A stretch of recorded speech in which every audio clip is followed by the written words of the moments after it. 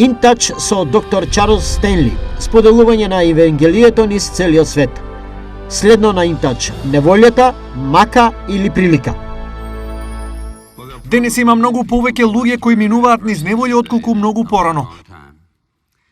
Тоа се случува повеќе заради финансиски околности и ситуации, се соочуваат со работи со кои никогаш порано не се соочиле, никогаш не ни помислеле да си го загубат домот или да не се способни да ги пратат децата на факултет.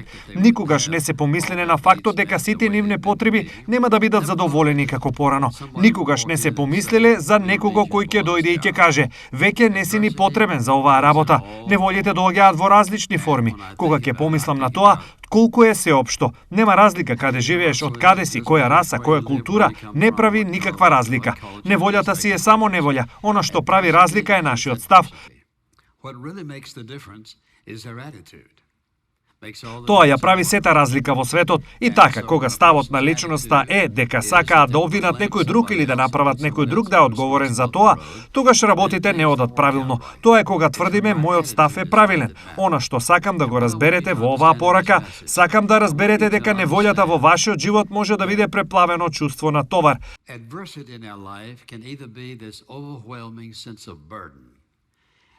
Товар кој тежи, притиска, тоа не прави слаби, уморни, нервозни и бескорисни. Или истата неволја може да биде како мост кој ме води во подлабоко заедништво со Бог.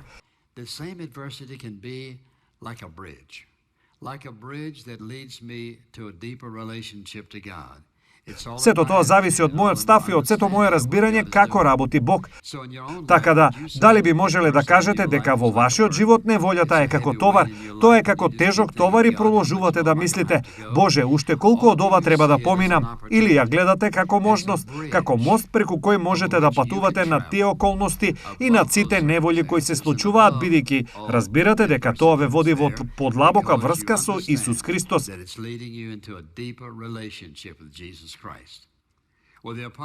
Апостол Павле е најдобар пример во Библијата за личност која не само што поминала низ секаков вид на неволји, но кој ги разбира најосновните принципи.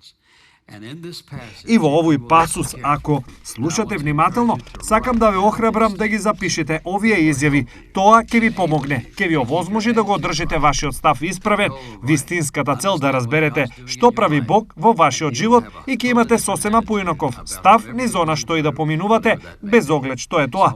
Затоа сакам да свртите во 2 Коринтијани, глава 12, ќе се сетите дека таму Павле пишува за многу работи со кои се соочувал во црквата. Едната од тие работи со кои се соочил овде во глава 11 и 12 се неговите сопствени неволји и работите низ кои што требал да помине. Во глава 11 тој набројува многу работи низ кои што морал да страда. Например, тој вели дека бил каменуван и оставен да умре во Листра, и тој доживеал бродолом и бил оставен таму да умре. И неколку пати беше тепан со јажиња, беше затворан повторно и повторно. Неколку пати се обиделе да го убијат. Таков живот живеел.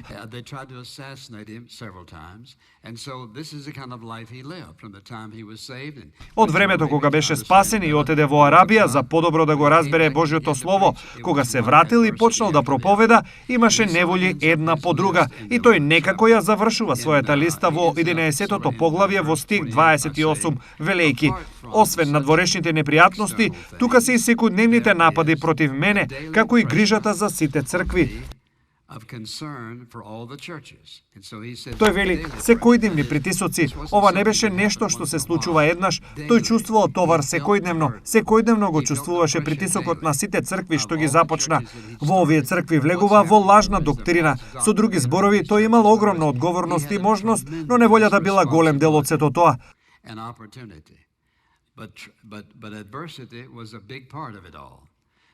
Така, што научил тој? Како поминал низ ова? Кој бил неговиот став? Сакам да погледнете на ова место за неколку моменти само да ги видиме сите работи кои тој ги научил, кои и јас и ти можеме да ги научиме, кои ќе ни помогнат да се соочиме со што и да дојде во животот. Ти ќе се соочиш со неволја. Прашањето е како ќе се соочиш, како ќе одговориш, дали ќе одговориш на начин на кој ќе излезеш победник без разлика на се друго, или ќе се соочиш на таков начин што ќе се обидеш да се правдаш. Тоа нема да успее. Употребуваш алкохол, дрога, секс, тоа нема да помогне. Или некое друго задоволство. Ништо од тоа нема да помогне. Така, како ќе се соочиш со неволјата? Дали ќе паднеш под неа? Дали ќе речеш, ќе се справам некако? Дали ќе се соочиш со неа во реалноста?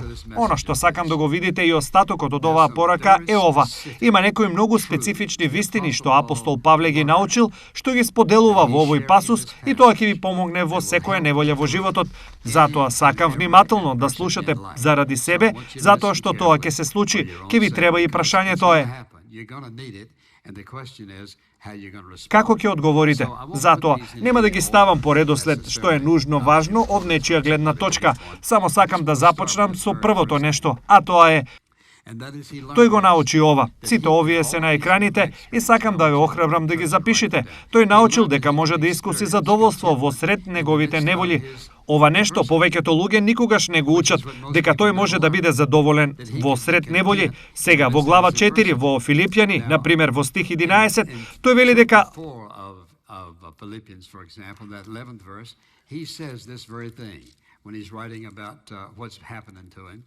ова е таа работа за која пишува и што му се случува. Во стих 10 тој вели: јас се зарадував многу во Господа, дека вие се загриживте за мене, вие и порано се гриживте, но немавте згодна можност.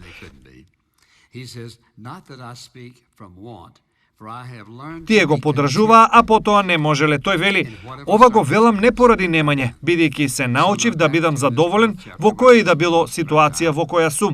Сега вратете се на глава 12, каде што ќе го поминеме поголемиот дел од нашето време. Почнувајќи од овој конкретен пасус, сакам да забележите што вели во стих 10. Тој вели: така јас сум многу задоволен. Со што? Слабости, навреди, неволи, прогони, тешкотии. Тоа би ги испратило повеќето луѓе во кревет. Тој вели дека сум задоволен со овие работи. Сега, зошто тој го рекол тоа? Бидејќи знаел како да одговори. Еве што научил. Научил дека веќе нешто научил за неговата врска со Исус. Научил дека овие работи не го рушат, но некако тој ќе има задоволство. И запаметете, тој пишувал на Филипјаните, Ефесјани, Колосјани, тој ги пишувал тие посланија од затвор, бидејќи го местеле од еден во друг затвор. И сега тој зборува за фактот дека една работа што ја научил е дека тој може да има задоволство во средината на сето тоа. And now he's talking about the fact that one thing he learned was that he could have contentment in the midst of all that. Има само еден начин да бидеш задоволен во сред неволја. Кога ќе ги поминеме сите, како што ќе ги додаваме една по друга, вие ќе разберете. Втората работа што сакам да ја разберете овде е ова. Тој можел да ја искуси Божјата надприродна сила во неговите слабости. Тоа го прави неволјата. Неволјата не прави слаби, емоционално или физички, што и да е. Не прави загрижени, изморени и прегорени. Еве што вели тој. Тој научил дека може да ја искуси Божјата надприродна сила. Слушајте што вели во овој стих во 2 Коринтијаните, стих 10. Затоа добро ми е во слабостите, во навредување, во маки, во прогонување, во тешкотии, заради Христос. In verse 10, therefore I'm well content with weaknesses, with insults, with distresses, with persecutions, with difficulties, for Christ's sake. He says, for when I am weak, тој вели: оти кога сум слаб, тогаш сум силен. Еве што научил. Вели: тоа го научив кога сум во најслабите моменти во мојот живот, кога мислам дека едноставно не можам да продолжам. Се сеќавате што рече? Секојдневниот притисок од црквите врз него. Тоа што се обиделе да го убијат, каменуваат, камшикуваат. Со други зборови, тој вели: она што го научив е ова. Кога сум најслаб, го добивам мојот најголем наплив на присуство, на надприродна енергија и моќ во мојот живот. Можам да продолжам. Кога мислам дека не можам, почнувам да сваќам кој е мојот Господ. Кој е мојата сила? Каков е овој живот во мене? Тоа е животот на Исус и тој вели: кога доаѓам до точка кога мислам дека не можам, тогаш ја добивам оваа нова, свежа разбуденост и енергија од Христос во мене, која ми дава сила и ме оспособува. Тоа е вистина со што и да се соочувал Павле како мост, овие вистини ќе му помогнат на него да помине преку неволите. Потоа тој вели дека научил, внимавајте, научил дека тоа е изворот за сите негови потреби. Забележете што вели во ова место, почнувајќи од стих 9, но Бог ми рече. Мојата благодат ти е доволна, затоа што мојата сила е совршена во слабостите. Затоа со многу поголема радост, јас ќе се фалам со своите слабости, за да силата од Христос се всели во мене. Тој вели, јас научив дека моето снабдување е во Христос. Тој вели, јас научив дека кога минувам низ потешкоти и кога нема никој да ми помогне, и честопати тој бил оставен дури од неговите пријатели. Тој вели, јас научив дека што и да е мојата потреба, Христос ми е доволен.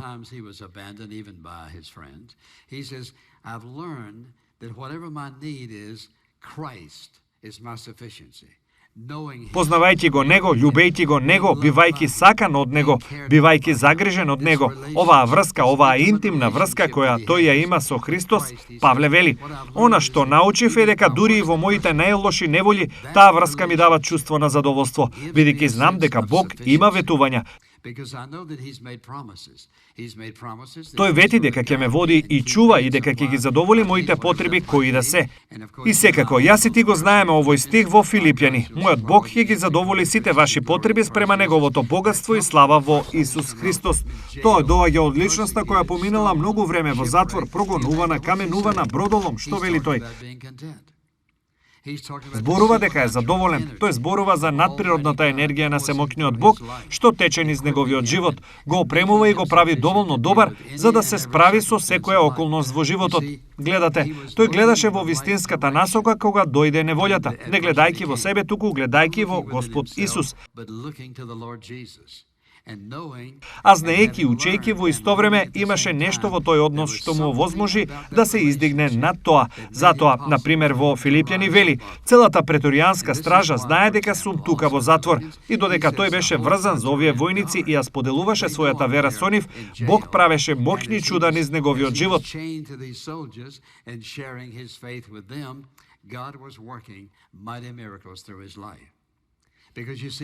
Затоа, што видите, тој не се предаде и не се откажа. И тој не рече, па Боже, каде си? Учеше нешто. И тој учи нешто што го стави во овој пасус. Тој научил дека Бог е изворот на сите негови потреби и исто така, слушајте, сватил дека може да има доверба во верноста Божја. Тој можеше да верува во верноста на Бог. Тоа значи дека Бог ќе ги исполни неговите ветувања. Кога ќе помислам на тоа ветување, помислувам на она што го вели во стих 10. Затоа, добро ми е во слабостите, во навредување, во маки, во прогонување, во тешкотии, заради Христос. Тој вели, оти кога сум слаб, тогаш сум силен. Тој вели, јас знам дека мојот Бог е верен да си го одржи неговиот збор. Тој ќе ги исполни моите потреби, јас ќе бидам задоволен во него, за да се соочам со секоја ситуација и околност од животот. И гледате, кога човек почнува да ја доведува во прашање верноста на Бога поради неволја, Бог сака во тој момент да се свртиме кон него. Поставете го прашањето, дали бевте верен таму? Дали бевте верни да го одржите својот збор? Дали го направивте она што го вети овде? Што се случи кога се молев таму? Вистината е, ако размислите за тоа, Бог не може да направи ништо освен да биде верен. Тоа е кој е тој. Тоа е неговата природа и бидејќи Божјата природа е да биде верен кон нас, ние можеме да му веруваме. Тоа значи кога минуваме низ било каква ситуација, што и да е, ние можеме да сметаме на Бог кој ќе биде оној кој што кажува дека е, да сметаме на него да направи тоа што тој рече дека ќе го направи и ќе не гледа преку тоа, без разлика што и да е. Друга работа што е научил овде, за која мислам дека е многу скапоцена, тој вели дека научил дека Бог ја вреднува неговата служба повеќе отколку неговите желби. Слушајте што вели во глава 12 стих 7, на пример. За да не се провознесувам со премногу откровенија, да не се издигам себе си, ми се даде трн во телото, ангел сатанин да ми измачува, да ме задржи од превознесување на себе си. Еве што вели, ова е една прекрасна, вредна лекција. Тој вели, го научив тоа од Божја перспектива. Бог знае точно што треба за да ме донесе во една интимна врска со него.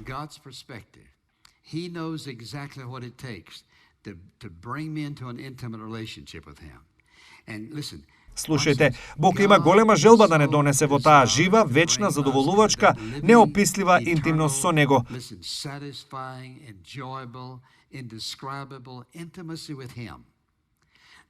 Тој ќе ги занемари моите желби за да направи што?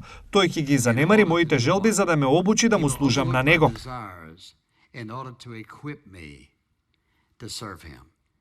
Но ако јас одлучам само да грабам, да сум себичен и се друго, тогаш ќе ја изгубам најпрекрасната можност. А најпрекрасната можност, внимавајте, не е само да се биде служител Божи, но и оваа прекрасна интимна врска која се развива во тој вид на неволја и која не доаѓа на друг начин. In that kind of adversity that comes no other way. Што мисли кога вели дека тој научил дека дури и во неговата неволја Бог ја зајагнал неговата порака кај неговите следбеници? Тоа е интересно, бидејќи во Филипјаните, тука Павле е во затвор и еве што се случува. Некои од неговите следбеници не се тука и тие не го разбирале многу апостол Павле. Сушност, тие го критикувале. Еве што вели во стих 13. Моите окови во Христос станаа добро познати на целата преторијанска стража. Тие беа оние што го бранеа пред императорот и на сите други. И повеќето од браќата веруваа во Господа заради моите окови, имаа повеќе храброст да го зборуваат Божиот збор без страв. Сега, тој вели, некои го проповедаат Христос дури од завист и да се препираат, но други од добра волја. Тоа значи, тој вели дека дури и во нашата неволја Бог прави нешто во нашиот живот. Што прави Бог? Тој ја зајакнува нашата порака. Видете, кога минуваш низ тешкоти, искушенија и болка во твојот живот и почнуваш да разбираш како Бог работи во твојот живот, твојата вера, например, станува посилна. Павле исто научил дека се што доаѓа е од Бог, кое што нешто е едно од најосновните принципи да ја сочува личноста од огорчување, гнев и непријателство. Слушајте што вели во овој стих, во стих 7. За да не се превознесувам со премногу откровенија, да не се издигам себе си, ми се даде трн во телото, ангел сатанин да ме измачува, да ме задржи од превознесување на себе си. Сега, од каде доаѓа тоа? Во крајна сметка мора да е од Бог. Бог можел да го спречи тоа. Тој можел да го спречи сето тоа, но тој го дозволил.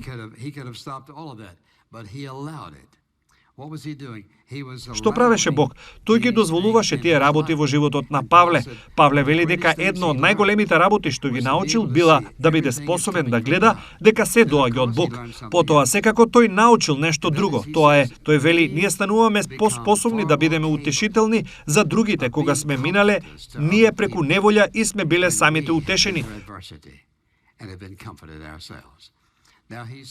Тој го кажува тоа на различни начини во овој стих, но јас сакам да отидеме назад кон она што го вели во првата глава од ова послание. Ова беше глава 12 за кој зборувавме, но назад во глава 1 тој го почнува писмото до Коринтијаните. Еве што вели: Благословен нека е Бог и таткото на нашиот Господ Исус Христос, татко на милосрдноста и Бог на секоја утеха, кој не утешува. Внимавајте, кој не утешува во сите наши маки или неволи, за да можеме ние да ги утешиме оние кои се во секаква неволја со утехата со која ние самите сме утешени од Бог. Потоа во истата глава тој вели: Зошто ние не сакаме да бидеме несвесни, браќа, за нашата неволја која дојде во Азија, но ние не бевме многу оптоварени дури и преку нашите сили, не се надевавме дури и дека живи ќе останеме. Низ сето тоа поминуваше Павле. Зашто зборува тој? Тој зборува дека Бог во тие ситуации преку утехата го обучил него да биде утешител на другите луѓе. Вие можете искрено да ги утешувате луѓето само кога сте биле повредени, кога сте чувствувале болка, кога сте чувствувале отфрлање, кога сте биле во потреба и кога сте се насочиле во погрешна насока. Кога сте чувствувале дека губите во животот и некако Бог почнува да работи во вашиот живот со неговата прекрасна утеха. Она што го научил Павле е и ова. Ние стануваме најефективни кога сме најмногу повредени. Кога ние треба да бидеме утешни, тогаш разбираме што значи да утешиме некој друг. Така, кога зборува за сите работи што ги научил и како да се справи со неволите, ние, слушајте, еве што вели: Кога се справувам со неволја, разбирам дека Бог ме опремува во самиот процес, опремувајќи ме да бидам утешител на некој друг. Значи, ние не ги сакаме неволите, но она што треба да го прашаме е ова: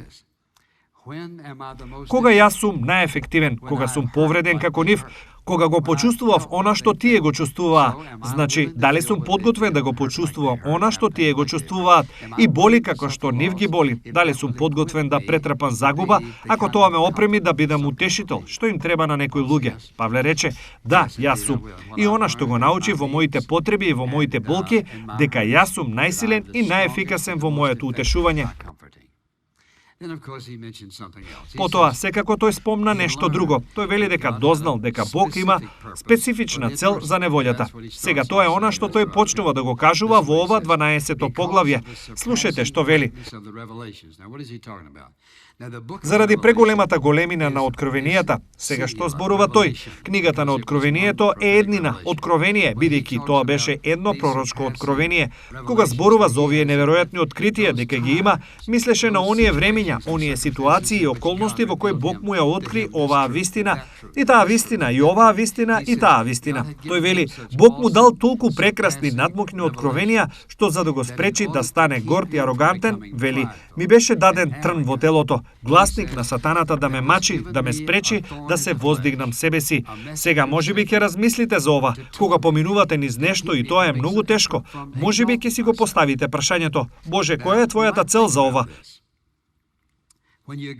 Всушност, вие имате право и да го прашате тоа. Всушност, треба да го прашате. Која е твојата цел? Павле рече, знам која е целта. Тој вели, внимавајте, ако Бог има цел за се што тој дозволува во нашиот живот, дали ќе кажете тоа е добра или лоша цел? If God has watch this carefully. If God has a purpose for everything he allows in our life, would you say is it a good purpose or a bad purpose? Не добив многу одговор за тоа. Јас го разбирам тоа. Слушајте, каков Бог е тој? Тој е добар Бог. Тој е безусловно Бог кој љуби. Така што и да дозволи тој во нашиот живот, има одредена цел што тој ја има на ум. И таа цел, слушајте, не само што е добра за него, тука е добра и за нас. Што рече тој? Тој рече, мојот Бог предизвикува се.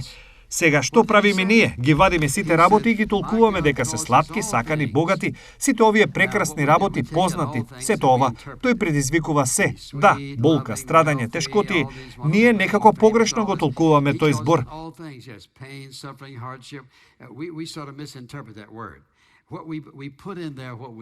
Она што го ставаме таму е она што ние сакаме да се случи. Мојот Бог предизвикува се.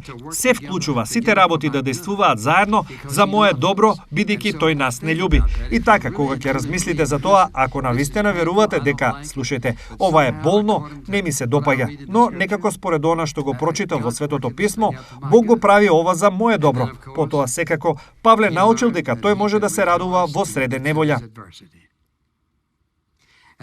Ми се допаѓа послание до Филипјани, бидејќи има толку многу прекрасни стихови овде. Но погледнете во глава 4 од Филипјаните. Тој вели: Радувајте се во Господа секогаш и пак ќе речам, радувајте се.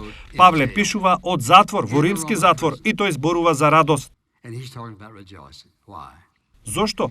Бидејќи еве што научил. Сите тие работи што му се случиле, наместо да се самосожалува и да биде скршен од затворот, да бара некој да го спаси и да ги поминува деновите и ноќите плачејки. Боже, те молам, спаси ме, те молам, извади ме од ова место. Што прави тој? Тој ги зема сите тие искуства, прегледувајќи ги повторно во умот и срцето и собира, учи и да ја жнее најбогатата награда од тоа кој е тој Бог на кого тој му служи.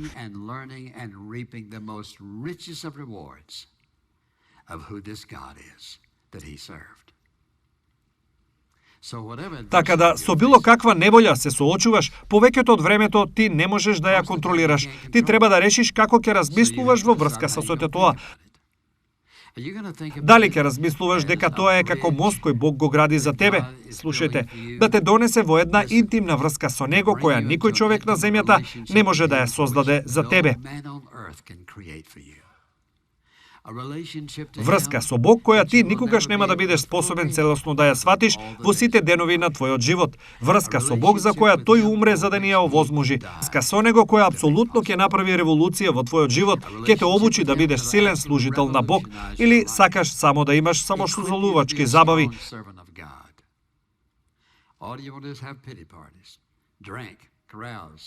Пиење, лумпување, секс, се што ќе ти го одвлече умот од тоа. Интересно е дека на твојот ум никогаш не му е доста од тоа.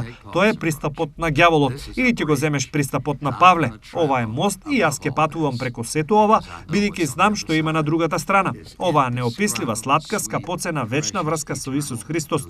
Тоа е она на кое се однесува. Погледни во твојата неволја, што и да е, и запрашај се себе си: Боже, како јас се однесувам, како одговарам? И само да го кажам ова, можеби ти не си христијанин и си мислиш: што е сево ова?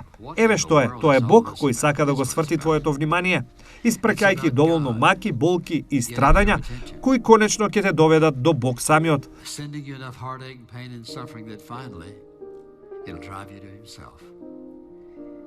Ти можеш да го отфрлиш тоа, ти можеш да се бунтуваш против тоа, но само ќе имаш повреда и болка. Она што Бог сака ти да го препознаеш е дека тој те создал за него самиот, не за себе си. Тој сака ти да ги исповедаш твоите греови, твојата несоодветност и да зависиш од него да ти прости за твоите греови преку неговиот син Исус кој умре на крстот и плати за твојот долг за гревот целосно. Предај го твојот живот на него и гледај на него. Велиш, дали тоа ќе ја отргне сета моја неволја? Неопходно не, бидејќи, видете, тој знае колку многу од тоа ти треба, за да те направи личност каква што тој сака да бидеш. Но ти имаш два избора. Можеш да се бунтуваш или можеш да се предадеш. А тоа е најдобриот начин и тоа е мојата молитва за тебе. Ако бевте благословени од денешната програма, ве молам посетете не на intouch.org.